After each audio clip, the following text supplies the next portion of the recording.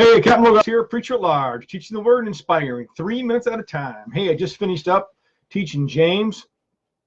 Man, there was a lot of good stuff packed in this study that we did. Just one of the quick things on this Logos software that I have, I can throw up filters so I can see all the imperative verbs and all the adverbs and how things are related. Well, if you're reading the Greek and the Hebrew, you'd automatically understand that, but because it's translated into English, you can't pick that up. So as I have these filters on, and I basically have all my imperative verbs just bright yellow and orange, they sort of look like they're on fire. What you realize is James has a ton of imperative verbs, 62 to be exact, because I counted them. It was real easy. They were big yellow, standing right out there. 1, 2, 3.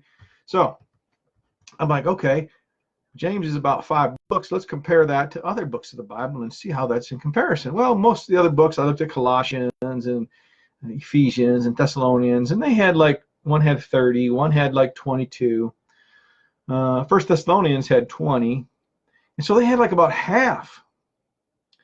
But here was a real interesting thing as I was studying James, and that came up.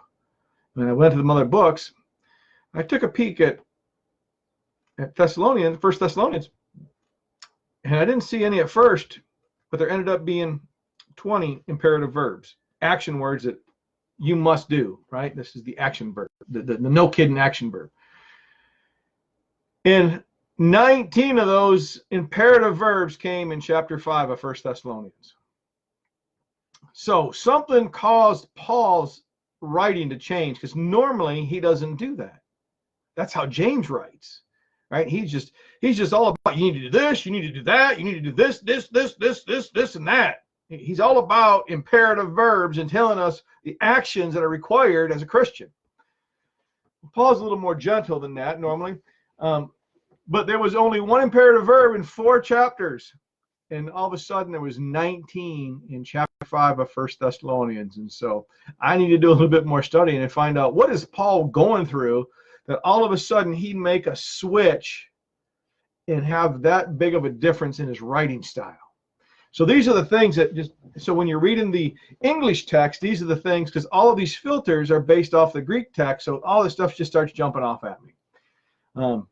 So one other funny thing that I dug up, so I have all of my pronouns identified so I know whether they're singular or plural, because from the English you can't tell, so I have a filter on. So there's like a box around you and yours and them and they, and there's a box around it. 1 box means it's singular, 2 boxes means it's plural. And so when Jesus is talking to the disciples and he's telling them, hey, Satan's going to sift you as wheat, the very first you in that section is plural. He's talking to all the disciples that are there. Satan's going to sift you. He's not specifically just talking to Peter at that point. But then there's a shift, because all the rest of the yous are singular, and he begins to tell Peter that he's going to pray for him, he's going to do this and that. So my first thought was, here's Jesus telling the disciples they're going to be sifted by Satan, by the devil, but the only one he's going to pray for is Peter, because all the rest of the yous are singular, and he's speaking directly to Peter. Just those interesting things that you see. I just thought I'd give you something light today, something interesting. At least it's interesting to me, because these are things that are just jumping off the page at me as I read the Word of God now with all these new filters and all these new ways. I finally went and actually did some studying on how to study Logos Bible software. So that's it for today, folks. Lots of great stuff. Get your face in the Bible.